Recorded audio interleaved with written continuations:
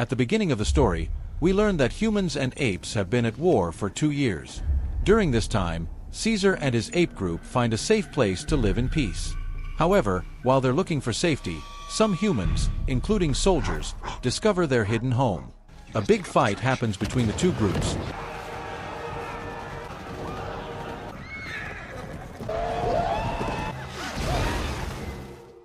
And one soldier, scared and trying to escape, is caught by Caesar's loyal followers and taken to the ape camp. To everyone's surprise, some apes are working with the humans to help hunt down other apes. These traitors had joined the humans after Koba, an enemy of Caesar, was killed. Although Caesar and his followers are angry with these traitors, he chooses not to kill them. Following his rule of only killing humans when necessary, Caesar lets them go and sends a message to their leader, telling them to stay in the city and leave the apes alone, or there will be consequences. Caesar's close followers, like Morris, Luca, and Rocket, disagree with his decision to let the humans go, but Caesar explains that another war would cause even more suffering, especially for innocent lives, like children. A new ape named Winter, a big white gorilla, joins their group.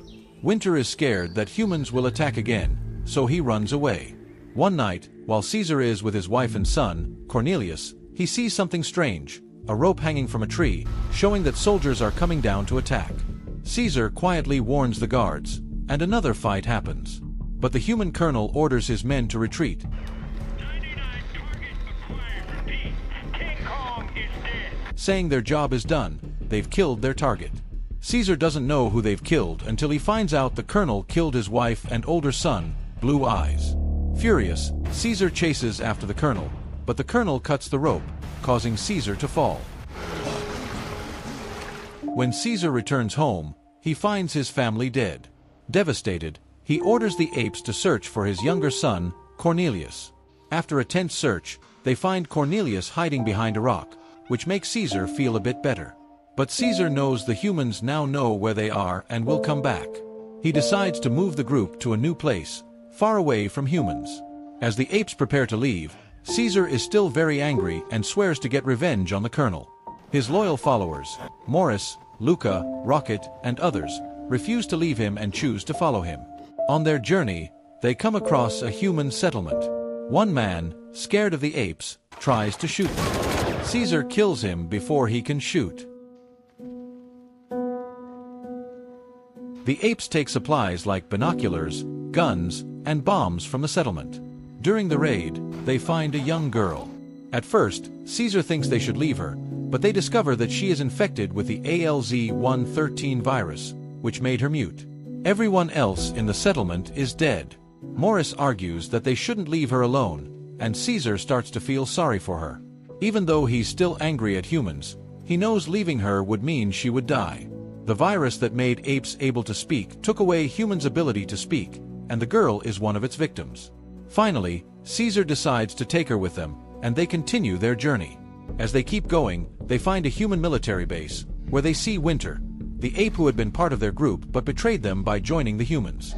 Winter explains that the colonel left the base the night before and that the soldiers were planning to leave the next morning. He also says the colonel is going to a border where more soldiers will arrive soon. Caesar realizes that if more human soldiers join, they could destroy all the apes. Caesar and his group keep going on their journey, determined to stop the humans. They track them to a snowy border area. There, they find that many humans have died, not from the virus, but from being shot. Someone had executed them. Caesar tries to ask the few surviving humans what happened, but because the virus has taken away their ability to speak, they can't explain. While looking from a tall tower to find the border, one of their horses, along with a gun and binoculars, is stolen by a thief. The apes chase the thief to an old, broken-down house.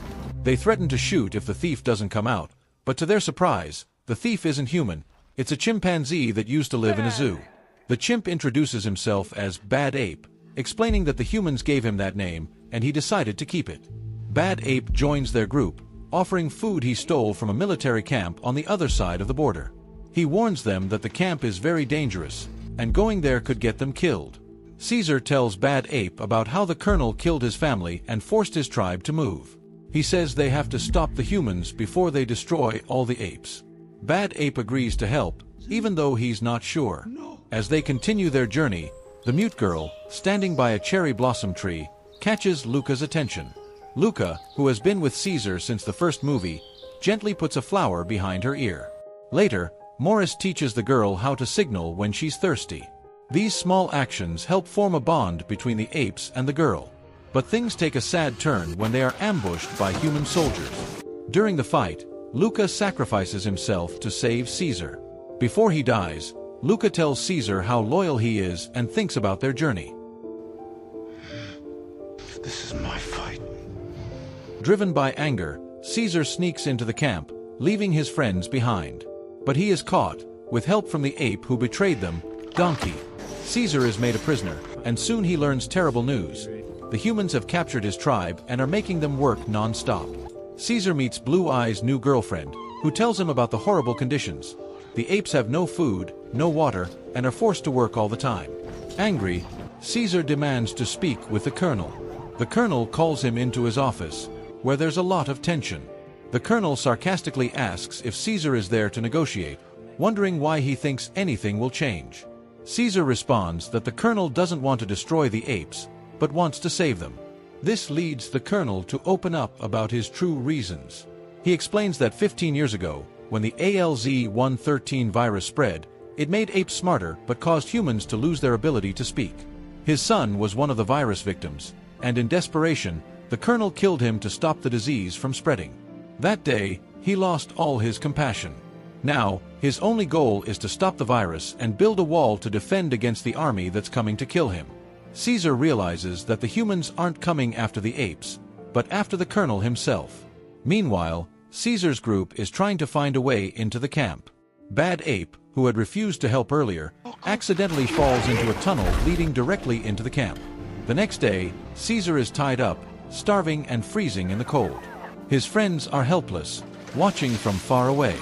That night, Nova, the mute girl, sneaks into the camp. Using the hand signals Maurice taught her, she asks Caesar if he is thirsty. Caesar nods, and Nova gives him water.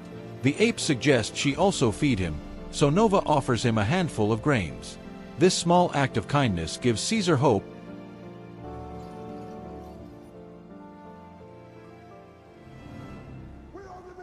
The next day, the humans say that if Caesar survives the night, he'll be forced to work.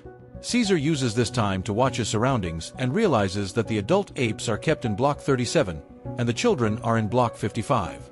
He tells Maurice, who starts digging tunnels in both places to help them escape. But there's a problem. Block 55, where the children are, is filling with water, so they have to seal it for now. Caesar is worried because while the adults might escape, the children could be trapped. He quickly comes up with a new plan. Rocket distracts the guards by throwing garbage at them. When a soldier enters, the apes overpower him, steal his keys, and try to free everyone through a small tunnel. The plan is working, and they almost open the gate at Block 55. Just as they're about to escape, Caesar says he will get revenge for his family. Morris warns him that he's becoming like Koba, the ape who betrayed them and sided with the humans. But Caesar insists that he must get revenge for his family. He heads straight to confront the colonel. A twist happens. The virus the colonel was trying to stop has now infected him. When Nova visited Caesar the night before, she accidentally dropped some virus-infected blood from a toy she brought him. Now, the colonel has symptoms. His ability to speak is fading, and he's bleeding from his nose. Caesar, ready to kill him, decides to leave when he realizes that the colonel will die soon from the virus. Unable to handle it, the colonel shoots himself to stop it from spreading. The next morning, the remaining human soldiers arrive, find the colonel dead, and get ready to kill the apes. A huge battle breaks out. During the fight, Donkey, the ape who betrayed them, starts shooting at the other apes, only to realize he's hurting his own people. Amid the chaos, Caesar reaches a large petrol tanker and plans to blow it up to stop the humans from hurting the apes. But his foot gets caught, and he's struck by an arrow. The one who shot him is the traitor human who had Caesar spared his life before. But now the traitor is trying to kill him. Just as the traitor is about to do it, Donkey uses his strength to shoot the traitor. But before he can escape, the soldiers shoot Donkey, killing him. Meanwhile, Caesar finishes his task and throws a grenade into the petrol tanker, causing a huge explosion. The rest of the human soldiers arrive, shooting at everyone, but the explosion causes a landslide, burying the soldiers under snow. The humans on the ground are killed by the snow, but the apes survive by climbing trees. In the movie's final moments, the apes find a new place to live, but the ending is very sad. Caesar, who was injured by the arrow and explosion, is bleeding a lot. Morris, who had always been with him, says goodbye to him.